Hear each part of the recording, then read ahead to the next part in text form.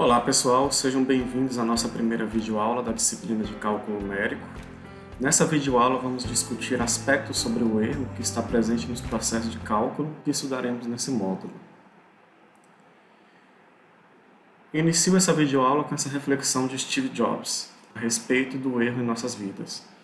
Você pode encarar um erro como uma besteira a ser esquecida ou como um erro que aponta uma nova direção. Portanto, devemos pensar sobre os erros como um mecanismo para melhorar a nossa prática.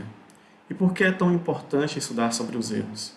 Bom, além do que Steve Jobs salientou aqui, é porque os alunos e os engenheiros constantemente tentam lidar com os erros em seu trabalho. Vocês, enquanto estudantes, quando fazem provas ou lições de casa e cometem o erro, ele, nesse caso, é penalizado e não recompensado. Na prática profissional suas, os erros podem ser custosos e algumas vezes até catastróficos. Se uma estrutura ou um mecanismo falha, por exemplo, vidas podem ser perdidas. Por isso a necessidade de estudá-los para trazer confiabilidade no futuro trabalho de vocês. Antes de discutirmos sobre a definição de erro, é preciso entendermos também dois termos muito significativos no estudo de cálculo numérico, que é a acurácia e a precisão. A acurácia se refere ao quão próximo o valor calculado ou medido está do valor verdadeiro. A precisão se refere, no caso, a quão próximos os valores individuais calculados ou medidos estão uns dos outros. Esses conceitos eles podem ser ilustrados graficamente usando-se uma analogia da prática de tiro ao alvo. Os buracos de bala em cada alvo representados nessa figura podem ser pensados como previsões de uma técnica numérica, enquanto a mosca representa a verdade. A inacurácia, também chamada de viés, é definida como um desvio sistemático da verdade. As imprecisões, também chamadas de incertezas, por outro lado, referem-se à intensidade do espalhamento. Então aqui a gente tem o seguinte, de acordo com os padrões representados nessa imagem, temos aqui na figura A uma situação que representa inacurácia e imprecisão. Vocês podem observar que os tiros estão desviados da verdade, eles não se concentram no centro do alvo. E como os pontos estão espalhados, isso demonstra a imprecisão do atirador. Em B, embora o atirador tenha acurácia, pois os pontos estão próximos do alvo, faltou-lhe precisão, pois os pontos estão muito espalhados. Em C, o atirador tem precisão, mas ele não tem acurácia. Vejam quanto os tiros estão próximos, mas afastados do centro do alvo.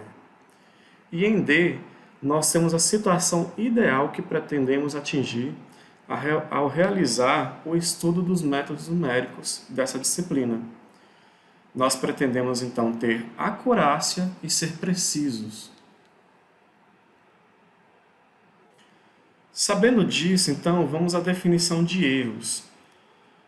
Os erros numéricos são causados pelo uso de aproximações para representar operações e quantidades matemáticas exatas. Esses erros eles podem ocorrer de duas formas, que chamamos de erros de truncamento ou erros de arredondamento.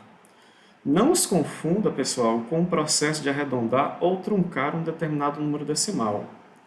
Os erros de truncamento são aqueles que resultam do uso de uma aproximação no lugar de um procedimento matemático exato. Já os erros de arredondamento, eles estão diretamente relacionados à maneira como os números são armazenados no computador. Mas a gente vai ver esses tipos de erros com mais detalhes nas próximas aulas. Bom, para ambos os tipos de erros, a relação entre o resultado exato ou verdadeiro e a aproximação pode ser formulada como valor verdadeiro é igual à aproximação mais o erro. Rearranjando esta equação, a gente encontra que o erro numérico é igual à discrepância entre o valor verdadeiro e a aproximação, como estou colocando aí, né? Então, o erro verdadeiro é igual ao valor verdadeiro menos a aproximação. Porém, um defeito dessa definição é que ela não leva em conta a ordem de grandeza do valor que está sendo examinado. Por exemplo, Um erro de 1 centímetro é muito mais significativo quando se mede um rebite do que uma ponte. Uma forma de considerar o valor das quantidades que estão sendo calculadas é normalizar o erro com o valor verdadeiro, como nessa fórmula aqui, que é representado então pelo erro relativo, onde nós temos a razão entre o erro verdadeiro, que é calculado através dessa fórmula anterior, que é o valor verdadeiro menos a aproximação, dividido pelo valor verdadeiro. O erro relativo também ele pode ser multiplicado por 100 para melhor ajudar na análise de erro. Então, temos aqui este exemplo. Suponha que você tenha a tarefa de medir os comprimentos de uma ponte e de um rebite e que conseguiu medir 9.999 e 9 centímetros, respectivamente. Se os valores verdadeiros forem 10.000 e 10 centímetros, respectivamente, calcule. Letra A, o erro verdadeiro, e a letra B, o erro relativo percentual verdadeiro para cada caso. Então, para o caso aqui da alternativa A, nós temos então que o erro verdadeiro da ponte vai ser justamente o quê? O valor verdadeiro, que é 10.000, menos a aproximação, que foi o que a gente obteve, dado por 9.999. Então, essa diferença aqui vai nos informar que eu tenho 1 centímetro de erro aqui. No caso do rebite, nós temos também o uso da mesma fórmula. Ou seja, eu vou pegar o valor verdadeiro, que no caso é 10, menos o valor determinado, né? Então vai ficar 10 menos 9, que vai dar também 1 centímetro. Bom, já no caso da alternativa B, a gente tem que calcular o erro relativo percentual verdadeiro para cada caso. Então, no caso aqui, para a ponte, o erro relativo dela vai ser o erro verdadeiro que a gente obteve ali anteriormente, que é 1 centímetro, dividido pelo valor verdadeiro, que no caso é 10.000. Ao realizar essa divisão, nós vamos obter o valor 0,0001. E aí, como é percentual, a gente vai multiplicar isso aqui por 100. O que vamos obter, então, no caso, o valor 0,01%. No caso do rebite, o erro relativo do rebite, segue também o uso da mesma fórmula. Nós temos aqui o erro verdadeiro dele foi de 1 centímetro, dividido então agora pelo valor verdadeiro dele, que é de 10. E isso aqui vai dar 0,1, que ao multiplicar por 100, nós obteremos 10%. Portanto, embora as medidas tenham um erro de 1 centímetro no erro verdadeiro, o erro relativo para o rebite é muito maior do que o erro relativo da ponte. A conclusão, então, que a gente poderia realizar aqui a partir desses resultados é que foi feito um trabalho adequado na medição da ponte, enquanto sobre a estimativa para o rebite tem algo que está deixando a desejar. Entretanto, a gente deve observar que nas aplicações do mundo real, esse valor verdadeiro é muitas vezes desconhecido. Portanto, não faz sentido o uso dessas fórmulas, mas a gente pode adequá-las para ainda assim responder ao nosso propósito. Um dos desafios dos métodos numéricos é determinar estimativas de erro na ausência do conhecimento relativo ao valor verdadeiro. Por exemplo, certos métodos numéricos usam uma abordagem interativa para calcular as respostas, como a gente já viu nas nossas aulas presenciais. Em tais abordagens, uma aproximação atual é feita com base em uma aproximação prévia. Esse processo é então realizado repetidamente ou interativamente para se calcular com sucesso aproximações cada vez melhores. Para tais casos, o erro nesse caso é frequentemente estimado como a diferença entre as aproximações prévia e a corrente, né? Então a gente viu lá o erro absoluto, né, como eu falava para vocês, é justamente a diferença entre a aproximação atual menos a aproximação prévia. Assim, o erro relativo ele também pode ser determinado de outra forma, né? Seria então esse erro absoluto, que é dado pela aproximação atual menos a aproximação prévia, dividido pela aproximação atual. Vejam que aqui a gente está retirando aquele valor verdadeiro e trocando pela aproximação atual, né? E como é um erro relativo, nós vamos multiplicar isso por 100%, né? Para transformar isso em uma porcentagem e auxiliar a gente a observar melhor ou comparar melhor esses resultados que a gente está obtendo. Para estes casos, pessoal, os cálculos eles são repetidos até que a gente estabeleça um limitante. Um limitante para quem? Para o erro relativo, que eu estou colocando aqui ali em módulo, mas eu poderia também considerar o erro absoluto nesses casos também. Então, a gente vai repetir esses cálculos até que o módulo do erro relativo seja menor do que o epsilon, onde esse epsilon é a precisão que eu quero atingir. Bom, se essa relação for válida, supõe-se então que o resultado está dentro do nível aceitável pré-especificado dado por esse epsilon, né? Bom, também é conveniente relacionar esses erros ao número de algarismos significativos na aproximação. Pode ser mostrado, inclusive, que esse critério, se ele for satisfeito, é possível a gente ter certeza de que o resultado é correto até pelo menos n algarismos significativos. Então, se eu quiser, por exemplo, 10 algarismos significativos, bastaria eu substituir esse 10 nessa fórmula para construir o meu epsilon, que seria o meu critério de parada, né? Então, a gente vai até utilizar este critério no próximo exemplo que eu vou colocar na tela. O exemplo é o seguinte: em matemática, as funções em geral podem ser representadas por séries infinitas. Por exemplo, a função exponencial ela pode ser calculada usando-se essa fórmula aqui, que é chamada também de expansão em série de Maclaurin. Começando com a versão mais simples, que é Euler elevado a x igual a 1, some um termo de cada vez para a gente estimar o valor de Euler elevado a 0,5. Observe que esse valor a gente pode calcular através de uma calculadora, mas e se não tivesse, né? Então essa série aqui, ela permite a gente calcular com uma boa precisão o valor desse Euler elevado a um expoente qualquer, né?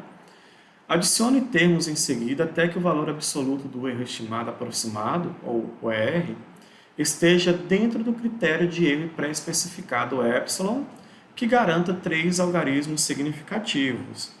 Então, se é para garantir 3 algarismos significativos, nós teremos então que o nosso n, daquela fórmula anterior que eu mostrei para vocês, tem que ser igual a 3. Logo, então aqui a gente vai ter que calcular primeiramente esse epsilon aqui antes de iniciar os nossos cálculos. Então o epsilon aqui vai ser o quê? 0,5 vezes 10 elevado a 2 menos o valor de n. No caso aqui vai ser 3. E esse resultado ele vai ter que ser em porcentagem, né? Então o que acontece? Eu vou ter 0,5 vezes 10 elevado a menos 1%. Então, quando o meu valor do erro relativo for menor, né, o módulo do erro relativo for menor do que a precisão, que no caso aqui poderia ser escrita como 0,05%, aí eu paro de executar os meus cálculos. Bom, então bora ver como é que vai ser calculado isso aqui. Bom, aqui nesse caso a gente tem que a primeira estimativa, então, para o Euler elevado a 0,5 vai ser igual a 1, como foi dito no enunciado da questão, certo? Agora, já na segunda estimativa, nós pegaremos, então, a estimativa anterior e somaremos com o próximo termo dado pela série. Aqui, pela fórmula que nós temos aqui da série de Maclaurin, o próximo termo a ser somado aqui é o valor de x, do Euler elevado a x, ou seja, eu vou somar aqui ao valor anterior o valor 0,5. Então, nós temos aqui o resultado igual a 1,5. Né? Agora, eu tenho que calcular aqui também qual é o erro relativo para eu saber se eu preciso continuar ou não esse processo. Né? Então, o módulo do erro relativo vai ser o quê? O módulo do valor atual que eu tenho calculado, que é 1,5, menos o valor anterior, dividido pelo módulo do valor atual. Então, aqui eu vou obter 0,5 dividido por 1,5,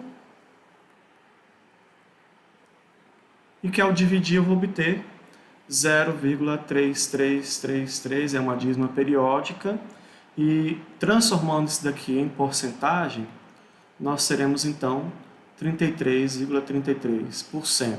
Então, nesse caso, ainda não atingi a precisão, que como eu calculei anteriormente, a precisão tem que ser de 0,05%.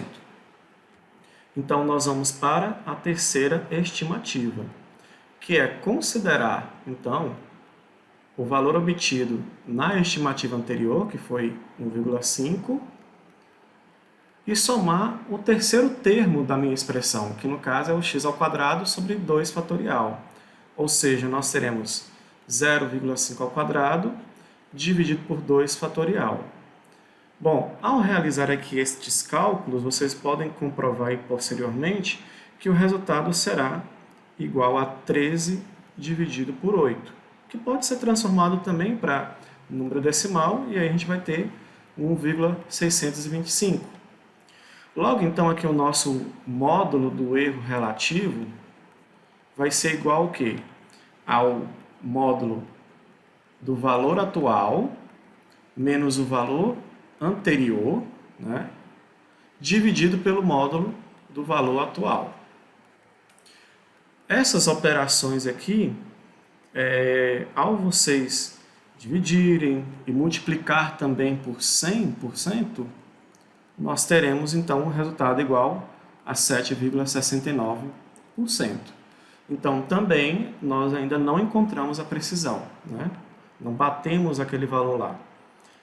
Na quarta estimativa, nós temos então o epsilon elevado a 0,5 é igual ao valor anterior que a gente obteve, dado por 1,625, mais o quarto termo dessa expressão, que no caso vai ser dado pelo x² dividido por 3 fatorial, ou seja, 0,5 ao cubo dividido por 3 fatorial.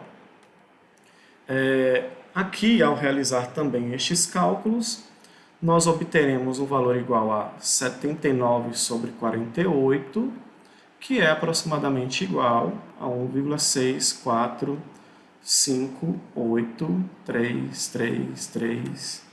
Dá uma dízima periódica aqui também. E aí, no caso, esse erro relativo, o módulo dele, né, vai ser essa aproximação atual menos a aproximação anterior, que foi de 1,625, e aí isso aqui tudo dividido pelo módulo da aproximação atual, né? Então, nós vamos ter este valor aqui em módulo. Pessoal, aqui eu estou utilizando todas as casas decimais que eu consegui visualizar na minha calculadora. Então, nesses processos é ideal que vocês também façam o mesmo. No caso aqui, então, ao fazer as operações e multiplicar aqui por 100%, nós vamos obter um resultado igual a 1,26%. Então, ainda também não estabelecemos o valor dessa nossa precisão, né? Vamos, então, agora para a quinta estimativa, que é considerando o valor anterior, né, que foi 1,585833333 mais o quinto elemento dessa minha expressão aqui, que seria o x, pela fórmula aqui, né, vocês podem observar que o quinto termo seria x elevado a 4 dividido pelo 4 fatorial, ou seja, eu teria que somar 0,5 à quarta potência dividido por 4 fatorial. Ao realizar estes cálculos, nós vamos obter aqui no caso uma fração igual a 211 sobre 128, que dividindo ou transformando em decimal, a gente vai obter 1,6484375. E aí, nesse caso, o módulo do erro relativo vai ser igual ao módulo do valor atual menos o valor anterior, que é 1,645833333, dividido pelo módulo do valor atual, que é 1,6484375. E isso aqui eu vou multiplicar também já por 100% para transformar em porcentagem. Então, esse erro relativo aqui vai ser de ordem igual a 0,157%. Então, ainda não atingimos a nossa precisão. Mas calma, que agora nessa sexta estimativa, nós vamos encontrar a precisão. Olha só. Então, o eu elevado a 0,5 vai ser igual ao valor anterior, né? A gente vai pegar a estimativa anterior e somar com o sexto termo dessa expansão, né? Então, aqui vai ficar, no caso, o 0,5 elevado à quinta potência sobre 5 fatorial. Ao realizar aqui estes cálculos, a gente vai obter o valor igual a 1,64897,917. E aí, no caso, o módulo do erro relativo vai ser igual ao módulo do valor atual, 8.697.917, menos o valor anterior, que foi 1,6484375.